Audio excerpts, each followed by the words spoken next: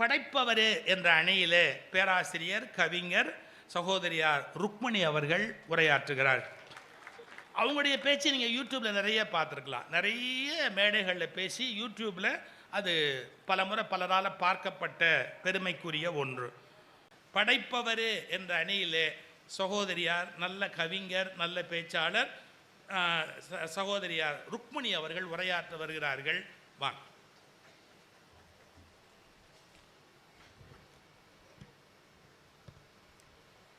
எங்கள் வாழ்வும் எங்கள் வளமும் மங்காத தமிழென்று சங்கே முழங்கு. வாணியம்பாடி முத்தமிழ் மன்றத்து சான்றோர்களையும் மிகச்சிறந்த இந்த பட்டிமன்றத்திற்கு நீதிபதி பொறுப்பினை ஏற்று நல்ல தீர்ப்பினை வழங்க வந்திருக்கின்ற நாடறிந்த நற்றமிழ் பெருந்தகை, எங்களின் சிந்தனை பெட்டகம், செந்தமிழ் ஊற்று, தமிழ் குற்றால அருவி நடுவர் ஐயா அவர்களையும், இரண்டு அணிகளிலும் வாதிட வந்திருக்கின்ற அறிஞர் பெருமக்களையும், திரளாக கூடியிருக்கின்ற சான்றோர்களையும் வணங்கி மகிழ்கின்றேன். அன்பிற்கினிய பெருமக்களே, ஒரு படைப்பாளி என்ன செய்கின்றார்? இங்கே படைப்பின் வெற்றிக்கு யார் காரணம் என்பது கேள்வி. இப்ப சிதம்பரம் சொன்ன ஒரு வார்த்தைக்கு நான் இங்கே பதில் சொல்ல கடமைப்பட்டிருக்கின்றேன். படிப்பவரின் மனங்களில் மாற்றங்களை உருவாக்கினால்தான் அந்த படைப்பு வெற்றி பெறும் என்ற ஒரு வார்த்தையை சொன்னார். அது உண்மை, 100க்கு 100 விழுக்காடு அது உண்மை. படிப்பவரின் மனங்களில் மாற்றங்களை உருவாக்கினால்தான் அந்த படைப்பு வெற்றி பெறும். அப்படி மாற்றங்களை உருவாக்கிய படைப்புகள் தான் இன்று வரை வெற்றி பெற்ற படைப்புகளாக உலா வந்து கொண்டிருக்கின்றன. நீங்க யோசிச்சு பாருங்க, நாடு முழுக்க காரைக்குடியில் கம்பன் கழகம் தொடங்கிய பிறகு நாடு முழுக்க கம்பன் கழகங்கள் அங்கங்கே தொடங்கினாங்க. இங்கே நம்ம நாட்டில் மட்டும் இல்லை, தமிழகத்தில் மட்டுமல்ல, அயல் மாநிலங்களில் தமிழ் பேசுபவர்கள் அங்கு மட்டுமல்லாது பிரான்ஸ் போன்ற மலேசியா போன்ற நாடுகளில் எல்லாம் கூட கம்பன் கழகங்கள் இருக்கின்றன. 10,000 பாடல்களுக்கு மேல் படைத்து தந்த கம்பன் ராமனின் குணநலன்களையும் ராவணனையும் எல்லா கதாபாத்திரங்களையும் மிக சிறப்பாக பேசுகின்றார். ராமனை பற்றி புகழ்கின்றார் இல்லையா? இப்ப கம்பனுக்குத்தான் கழகமே தவிர கம்பனால் படைக்கப்பட்ட ராமனுக்கு கழகம் இல்லை. நல்லா யோசிச்சு பாருங்க. இப்ப நான் சொல்ல வந்தது படிப்பவரா படைப்பவராங்கிறதுக்கு சொல்ல வரேன். ஏன் கம்பனுக்கு கழகம்? கம்பன் ராமனுடைய கல்யாண குணங்கள்ன்றான். ராமனை வர்ணிப்பதற்கு எத்தனை வார்த்தைகள் எடுத்துக்கொண்டாரோ கம்பன், அல்லது எத்தனை பாடல்கள் ராமனுடைய அழகு குணநலன்கள் என்று, அதை விட அதிகமாக ராவணனின் குணநலன்களையும் அழகையும் வர்ணிப்பதற்கு அதிகமான பாடல்களை தந்திருக்கின்றார். அப்ப ஒரு படைப்பாளி என்பவர் அந்த படைப்புக்குள் தானே நுழைந்து நாயகனாகவும் வில்லனாகவும் அந்த நாயகனுக்கு துணை நிற்பவர்களாகவும் அங்கே சூழ்ச்சிக்கு துணை நிற்பவர்களாகவும் இப்படி எல்லா கதாபாத்திரமாகவும் தானே மாறி கூனியாக மாறுகின்றார் கம்பன். கூனியாக மாறுகின்றார், சடாயுவாக மாறி ராமனை வசைப்பாடுகின்றார். அப்ப ஒவ்வொரு கதாபாத்திரமாக மாறி தானே மாறி அந்த அவர்களுடைய குணநலன்களை எல்லாம், அந்த குணநலன் சொல்லும் போது உளவியல் நுட்பத்தோடு அணுகுகின்ற அந்த பார்வை, இதெல்லாம் தாங்க அந்த படைப்பாளியினுடைய படைப்பின் வெற்றிக்கு காரணம். 1000 ஆண்டுகளை கடந்த பிறகு மதம் சார்ந்து பேசப்படுகின்றது என்பதை காட்டிலும், மதம் சார்ந்தெல்லாம் பேசப்படலை, எல்லாரும் பேசுறாங்க. கம்பன் கழகத்தில் எல்லோரும் பேசுகின்றார்கள், எல்லோரையும் அழைக்கின்றார்கள். சென்னை கம்பன் கழகம்லாம் மூமு இஸ்மாயில் ஐயா அவர்களும் பேசாததை நாங்கள் யாரும் பேசவில்லை. அப்படி எல்லோரும் பேசுகிறார்கள். அந்த படைப்பாளி எதற்காக கொண்டாடப்படுகின்றார் என்று சொன்னால், உளவியல் ரீதியாக இந்த மனிதர்கள் எப்படியெல்லாம் இருக்கின்றார்கள், இந்த வாழ்வியல் எப்படி இருக்கின்றது என்பதை நுணுக்கமாக அணுகி பார்த்து ஒரு காப்பியத்தையே தந்திருக்கின்றார். அவர் அங்க தீர்வெல்லாம் சொல்லலை. படைப்பாளி இதெல்லாம் நடக்குது, இதுக்கு இது தீர்வு அப்படின்லாம் சொல்லவே இல்லை. மனிதர்கள் இப்படியெல்லாம் இருக்கிறார்கள், நிகழ்வுகள் இப்படியெல்லாம் இருக்கு என்பதை ஒரு நுட்பத்தோடு அவர் சொல்லி வருகின்றார். நம்ம வாசிக்கும் பொழுது சிதம்பரம் அவர்கள் சொன்னது போல் நம்முடைய மனங்களில் மாற்றத்தை அவர் ஏற்படுத்துகின்றார். இப்ப கம்பனை பத்தி நினைக்கும் போது கம்பனை விட ஒரு கவி உண்டான்னு நினைக்கிறோங்க. அந்த கம்பனுக்கு ஒரு இடர்பாடு வருகிறது. எங்க வருது அப்படின்னா, அவருடைய மகன், நீங்கள் காதல் பற்றி சொல்லணும் அப்படின்னாவே அம்பிகாபதி, அமராவதி இதெல்லாம் நம்ம சொல்லுவோம் இல்லையா? நிறைய அந்த காதல் ஜோடிகள் எல்லாம் தோற்று போன காதல் ஜோடிகள், புகழ்பெற்ற காதல் ஜோடிகளை தான் வந்து காதலை பற்றி பேசும்போது சொல்லுவார்கள். இப்போ அம்பிகாபதி காதலிக்கின்ற பெண் யார்? அம்பிகாபதி கம்பருடைய மகன். அவர் காதலிக்கின்ற பெண் யார் அப்படின்னு கேட்டிங்கன்னா, 3ஆம் குலோத்துங்க சோழன் ஒரு அரசனுடைய மகள் அமராவதி. இப்போ இவங்க 2 பேரும் காதலிக்கிறாங்க. இந்த காதலில் அரசனுக்கு உடன்பாடு இல்லை, கம்பனுக்கும் தான் இல்லை. ஏன்னா அரசன் வீட்டு மகளை போய் நம்ம கல்யாணம் கட்டிக்கிட்டு வர முடியுமா அப்படிங்கிற எண்ணம் உள்ளூர இருக்கு. ஆனால் காதலர்கள் போய் அவங்கள தடுக்க முடியுமா, அவங்கள சொல்ல முடியுமா? ஒன்றும் சொல்ல முடியாது. நீங்கள் இப்போ காதலிக்கிறவங்களையும் புதுசாக கல்யாணமானவங்களையும் அவங்க எந்த இடத்துல எப்படி நடந்துக்குவாங்கன்னே தெரியாது. இதை நம்ம நிறைய பார்த்துருப்போம். பேருந்து நிலையத்தில், பேருந்துகளில், திரையரங்கங்களில் எல்லா இடத்துலையும் பார்த்துருப்போம். அது ஒரு பக்கம் இருக்கட்டும், அது எதுக்காக சொல்ல வரேன்னு சொல்கிறேன். இப்போ இந்த 2 பேர் காதலிக்கிறார்கள் என்கின்ற செய்தி குலோத்துங்கன் காதுகளுக்கு வருகின்றது. அவர் என்ன செய்யறார்? இது உண்மையான்னு தெரிஞ்சுக்கணும், இதை தடுக்கணும் அப்படின்னு நினைக்கிறார் அரசன். ஒரு புலவன் வீட்டு பொண்ணை போய் நம்ம மருமகளாக்கிக்கிறதா? ஒரு அரசனுடைய மருமகள் ஒரு இன்னொரு அரசனின் மகளாகத்தானே இருக்க வேண்டும் அப்படின்னு அவர் நினைக்கிறார். அதனால ஒரு விருந்துக்கு ஏற்பாடு பண்ணுறாருங்க. ஒரு விருந்துக்கு ஏற்பாடு செய்கின்றார். அந்த இடத்துல புலவர்கள்லாம் கூடியிருக்காங்க. தன்னுடைய மகளை அங்கே விருந்து பரிமாற அவர் பணிக்கின்றார் குலோத்துங்க சோழன். இப்போ அந்த பொண்ணு வரா. இந்த காதலனுக்கு இப்போ நான் சொன்னேன் இல்லையா, எங்கே எப்படி நடந்துக்கிறதுனே தெரியாதுன்னு. இப்போ அம்பிகாபதிக்கு அமராவதியை பார்த்த உடனேயே அவளுடைய அழகு தோற்றம், அவள் நடந்து வருவது அப்படியே உனக்கு உள்ளத்தை உருக்குது. சும்மா இருக்க முடியல. உடனே அவன் பாடுறான். இட்டடி நோக எடுத்தடி கொப்பளிக்க வட்டில் சுமந்து மருங்கசையன்னு பாடுறான். உருகி பாடிக்கிட்டு இருக்கான். அரசன் பார்க்குறான். பத்தியா, நம்ம பொண்ணை பார்த்த உடனே இவன் பாட ஆரம்பிக்கிறான். கம்பனும் பார்க்குறான். ஐயோ மாட்டிப்பானே, போச்சே, இதோட சிறைவாசம் வந்துருமே அப்படின்னு தகப்பனுக்கு உள்ளம் துடிக்குது. உடனே கம்பன் அடுத்த அடி எடுக்கிறாருங்க. அடுத்த அடி எடுக்கிறாரு. கொட்டி கிழங்கோ கிழங்கென்று கூறும் நாவோசை வையம் பெருமே அப்படின்னு முடிக்கிறார். யாரு? பையன் தொடங்கின பாட்டு. இட்டடி நோக எடுத்தடி கொப்பளிக்க. அந்த பொண்ணு நடந்து வர்றது அடி நோக நடந்து வரலாம், ரொம்ப விளக்கறதுக்கு நேரம் இல்லை. இட்டடி நோக எடுத்தடி கொப்பளிக்க வட்டில்னா அந்த பாத்திரம், உணவை சுமந்து இருக்கின்ற அந்த வட்டில் சுமந்து மருங்கு அசைய, மருங்குன்னா இடை அசைய அவன் நடந்து வராளின்னு அடுத்த வரி பாடுறதுக்குள்ள தெருவில் ஒருத்தி கொட்டி கிழங்கு வித்துக்கிட்டு போறான்.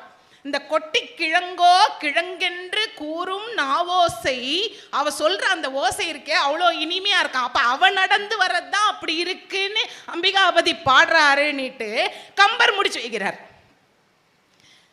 அப்ப தன்னுடைய மகனுக்கு வந்த இடர்பாட்டை அந்த இடத்துல தீக்கிறார். எவ்வளோ பெரிய கவிங்க இது. சொல்ல வந்தது இந்த தகவலுக்கு ஒரு, அதாவது படைப்பவரின் வெற்றி என்ன அப்படிங்கிறத நான் சொல்றேன். படைப்பவர் எப்படி நம்மை அதை ஒரு படைப்பின் வெற்றிக்கு காரணமாக இருக்கிறார். நமக்கு விவசாயி சோறு போடுறார், நெசவாளி துணி தருகின்றார், மற்ற தொழிலாளர்கள் மற்ற தொழிலில் ஈடுபட்டிருப்பவர்கள் எல்லாருமே அவரவருக்குரிய வேலைகளை செய்கின்றார்கள். ஆனால் இந்த படைப்பாளிகள் என்ன செய்கின்றார்கள் அப்படின்னா, நம்ம மனசுல நிறைய எண்ணங்கள், சிந்தனைகள், அழுக்கு, கோபம், குரோதம், பொறாமை எத்தனை இருக்கு. அறியாமை. எவ்வளோ பெரிய அறிஞனாக இருந்தாலும், எவ்வளோ பெரிய சிந்தனைவாதியாக இருந்தாலும், எவ்வளோ பெரிய ஆன்மீகவாதியாக இருந்தாலும் அவர்கள் மனதிலும் இருப்பதை, அந்த வேண்டாத குணங்களை நீக்குகின்ற பணியை ஒரு படைப்பவர் செய்கின்றார். எப்படின்னு சொல்றேன் பாருங்க. இப்போ நமக்கு விவேகானந்தருடைய படைப்புகள் இதெல்லாம் நம்ம படிக்கிறோம் போகிற போக்கில். புத்தருடைய படைப்புகளை படிக்கின்றோம். ஓஷோவின் எழுத்துக்களை படிக்கின்றோம். இப்போ விவேகானந்தரை பற்றி சொல்லணும், நம்ம ஒன்று விளக்கவே தேவையில்லை. விவேகானந்தர்ன்ற நான் அந்த சொல்லை உச்சரித்த, பெயரை உச்சரித்த உடனே உங்கள் மனசில் ஒரு ஆன்மீக துறவி, புகழ்பெற்றவர், அருமையான தத்துவ விளக்கங்களை எல்லாம் சொல்லியிருக்கின்றார். இளைஞர்கள் இந்த நாட்டை எப்படி திருத்த வேண்டும் என்று சமூக சிந்தனையோடு அவர் செயல்பட்டு இருக்கின்றார் என்கின்ற சிந்தனை எல்லாம் உங்கள் மனசில் வந்துடும். ராஜஸ்தானில் கேத்ரின்னு ஒரு இடம் இருக்குங்க. அந்த இடத்து மகாராஜா, கேத்ரியினுடைய மகாராஜா, அவர் விவேகானந்தரை அவருடைய அரண்மனைக்கு கூப்பிடுறார், விருந்துக்கு கூப்பிடுறார். சரி, அவரும் ஒத்துக்கிட்டு வரார், விவேகானந்தரும் ஒத்துக்கிட்டு வராரு. இந்த கேத்ரி மகாராஜாவுக்கு நிறைய கலைகளில், நாட்டியம், இசையிலெல்லாம் ரொம்ப ஈடுபாடு உண்டு. விவேகானந்தர் வந்திருக்காரு, அவரை மகிழ்விக்கணும் அப்படின்னு இவர் நினைக்கிறார். ஒரு நாட்டியத்துக்கு ஏற்பாடு பண்ணுறார். அந்த நாட்டியம் ஆடப்போகின்ற பெண் பார்த்தீங்கன்னா ஒரு தேவதாசி பெண். இந்த தேவதாசி பெண் ஒரு நடன மாது. தேவதாசி பெண் வந்து அன்னைக்கு நாட்டியம் ஆட போகிறாங்க. இதெல்லாம் ஏற்பாடு ஆயிடுச்சு, அரண்மனையில் எல்லாம் தயாராகிடுச்சு. இப்போ இந்த பெண்ணுக்கு மனசுக்குள்ள இவ்வளோ நாள் வாழ்ந்த இந்த ஒரு பாவ வாழ்க்கை இன்றைக்காவது ஒரு நல்ல நாளாக நமக்கு இருக்கும்னு அந்த பெண் நினைக்கிறான், இந்த தேவதாசி பெண். ஏன்னா ஒரு வீர துறவியின் முன்னால் நாம் நடனமாட போகின்றோமே அப்படிங்கிற எண்ணம் வந்து அந்த பெண்ணுடைய மனசில் ஒரு மகிழ்ச்சியை தருகின்றது. அவள் வந்து நாம் நல்லா நடனம் ஆடணும் அப்படின்னு சொல்லி முடிவு பண்ணிட்டு அரண்மனைக்கு வந்து நடனம் ஆடுறதுக்கு தயாராக இருக்கா. இப்போ விவேகானந்தருக்கு நாம் ஒரு துறவி, ஒரு நடனத்தை போய் பார்ப்பதா, ஒரு தேவதாசி பெண் ஆடுகின்ற ஒரு நடனத்தை போய் பார்ப்பதா, இது நமக்கு தேவையில்லைன்னு சொல்லிட்டு அவர் அங்கேயே உள்ளவே இருந்துடுறார், வரல. ஆனால் இந்த பெண்ணுக்கு இடப்பட்ட கட்டளை அவள் செஞ்சு தானே ஆகணும். அவளுக்கு வருத்தம் ஆயிடுது, அவள் புரிஞ்சுக்கிறா துறவி வரலை அப்படிங்கிறத புரிஞ்சுக்கிட்டு அவள் ஒரு பாடல் பாடுறா. இந்த பாடல் என்ன யாருடையதுன்னா ஞானி சூர்தாசருடைய பாடல். இந்த வரிகள் என்ன எப்படி இருக்குன்னா, இறைவா, ஒரே ஒரு இரும்பு துண்டு கோயிலில் விக்கிரகமாகிறது, கசாப்பு கடைக்காரன் கையில் கத்தி ஆகிறது, கொல்லன் உலையில் இரண்டும் ஒன்றுதானே, ஒரு ஓடையில் தூய நீர், இன்னொரு ஓடையில் சாக்கடை நீர், கங்கையில் சங்கமிக்கும் போது இரண்டும் ஒன்றாகி விடுகிறது அல்லவா அப்படின்னு இந்த பாட்டை பாடுறாங்க அந்த அம்மா. இதை பாடின உடனே இதை கேட்க கேட்க விவேகானந்தருக்கு காதுகளில் விழுகிறது இந்த பாடல். கேட்ட உடனே ஐயோ நம்ம தவறு செஞ்சுட்டோமே, இந்த பெண் வந்து தேவதாசி பெண்ணு, இது நடனம். ஒரு துறவி வந்து எதையும் வேறுபடுத்தி பார்க்க வேண்டிய தேவையே கிடையாது, எது நடக்குதோ நடக்கட்டும், அவர் பாட்டில் வந்து பார்த்துட்டு போக வேண்டியது தான் இல்லையா, அவருக்கு எதுவும் வித்தியாசம் தெரியக்கூடாது. ஆனால் இப்போ நம்ம தவறு செஞ்சிட்டோமேன்னு அவருக்கு மனசு துடிக்குது. வேகமாக அரண்மனைக்கு அந்த நடனம் ஆடுற இடத்துக்கு வராரு. வந்துட்டு தாயே என்னை மன்னித்து விடுங்கிறார். அப்போ அப்படிப்பட்ட ஆன்மீக துறவியின் மனதிலும் எது சரி எது தவறு என்று பிரித்து பார்க்க தெரியாத ஒரு தேவதாசி பெண் என்று மனதிலே ஒரு ஓரத்திலே ஒரு எண்ணம் இருந்திருக்கு. அந்த எண்ணத்தையும் நீக்குகின்ற அந்த பாடலை தந்த படைப்பாளி சூர்தாசர் இருக்காரு, அந்த படைப்பவர் அங்கே வெற்றி பெறுகின்றார். ரொம்ப ரொம்ப நேரம் அந்த மாதிரி நீங்கள் பாடல்கள், கவிஞர்கள், இது எல்லாம் ஒவ்வொரு கவிஞருடைய ஒன்றும் இல்லைங்க. வீடு காலி பண்ணுறோம், நான் முத்துக்குமார் ரெண்டே வரி தான். யார் போய் சொல்வது சோற்றுக்கு வரும் நாயிடம் வீடு மாற்றுவதை. என்ன மாதிரி உணர்வு பாருங்க. அழுத அம்மாவின் முகம் போல் அத்தனை எளிதல்ல, அத்தனை எளிதாக கிடைப்பதில்லை அழுகின்ற அப்பாவின் முகம். எத்தனை அப்பாங்க அழறீங்க இல்லையா, ஆனால் அந்த முகம் குழந்தைக்கு தெரியுதா, பிள்ளைங்களுக்கு தெரிய வருகின்றது. ஆனால் அம்மா எதிரிலேயே அழுதுருவாங்க. இந்த சின்ன சின்ன இந்த ரெண்டு வரிகள் எங்களுடைய சூழ்நிலை. ஐயா சொன்னாங்க இன்னைக்கு எல்லாம் ஸ்விக்கியில் தான் ஆர்டர் பண்ணி இல்லைங்கய்யா, அதெல்லாம் என்னைக்கோ ஒரு நாளைக்கு. ஆனால் வீட்டில் எல்லா பணியும் எங்களுக்கு தான். எங்களை பற்றி சிந்தித்தான் ஒரு கவிஞன், ஒரு தொழிற்சங்கவாதியாக இருந்த அற்புதமான படைப்புகளை தந்த கந்தர்வன். நாளும் கிழமையும் நலிந்தோர்க்கு இல்லை, ஞாயிற்று கிழமையும் பெண்களுக்கு இல்லை நீட்டு இல்லையா. பாரதியை ஏன் கொண்டாடுகின்றோம்? பெண் விடுதலையை பாடினான், சமூக விடுதலையை பாடினான், மொழி விடுதலையை பாடினான். பாவேந்தரை ஏன் கொண்டாடுகின்றோம்? சித்திர சோலைகளே உம்மை நன்கு திருத்த இப்பாரினிலே முன்னும் எத்தனை தோழர்கள் ரத்தம் சொரிந்தனரோ உங்கள் வேரினிலே என்று தொழிலாளியின் உழைப்பை பற்றி பாடுகின்றான். தோழர் ஜீவா பேசுகின்றார். இப்படி அத்தனை படைப்பாளிகளும் இல்லையா, பாரதியாகட்டும், பாவேந்தராகட்டும், கண்ணதாசன் ஆகட்டும், கண்ணதாசன் பாடல்களையும் கவிதைகளையும் சொல்லிக்கிட்டே இருக்கலாம், அதுக்கே ஒரு தனி பட்டிமன்றம் வேண்டும். அப்படி ஒவ்வொரு கவிஞனின் படைப்புகளும் அந்த படைத்தவர் காலங்காலமாக அந்த படைப்புகள் தொடர்ந்து நம்முடைய சிந்தனையில் செயல்களில் இருந்து கொண்டிருக்கின்றது என்று சொன்னால் அது நம் காலங்காலமாக தொடர் படித்தவன் ஒரு காலத்தில் படித்தவன் போய் சேர்ந்துடுறாங்க. அதுக்கடுத்து 1000 ஆண்டு 2000 ஆண்டுகளை கடந்து திருவிழா ஒரே ஒரு குறள் மட்டும் சொல்லிட்டு முடிச்சுக்கிறேங்க. நான் இப்போ சிதம்பரம் அவர்கள் சொன்னதனுடைய அடிப்படையில் தான் திருவாசகத்தை மொழிபெயர்க்கின்ற பொழுது இமைப்பொழுதும் என்கின்ற இமைப்பொழுதும் என் நெஞ்சில் அந்த வார்த்தைக்கு என்னால் மொழிபெயர்ப்பு செய்ய முடியலை அப்படின்னு சொல்லிட்டு அவர் சொல்கிறாரு அப்படின்ட்டு சொன்னார் இல்லையா. ஒருத்தர் டாக்டர் கிட்ட வந்தார், சொத்தெல்லாம் இருந்து என்னங்க பிரயோஜனம், கிட்னியில் கல் இருக்கே அப்படின்னார். டாக்டர் சொன்னார், கவலைப்படாதீங்க, ரெண்டையும் கரைச்சிடலான்னார். அந்த மாதிரி ரெண்டையும் கரைச்சி அவர் சொன்னார். இப்போ வள்ளுவர் சொல்லி, இப்போ நமக்கெல்லாம் வந்து சுப்ரீம் கோர்ட்டு நீதிபதி பார்த்திங்கன்னா அது உச்ச நீதிமன்ற தலைமை நீதிபதி நமக்கு வள்ளுவர் தான் இல்லையா?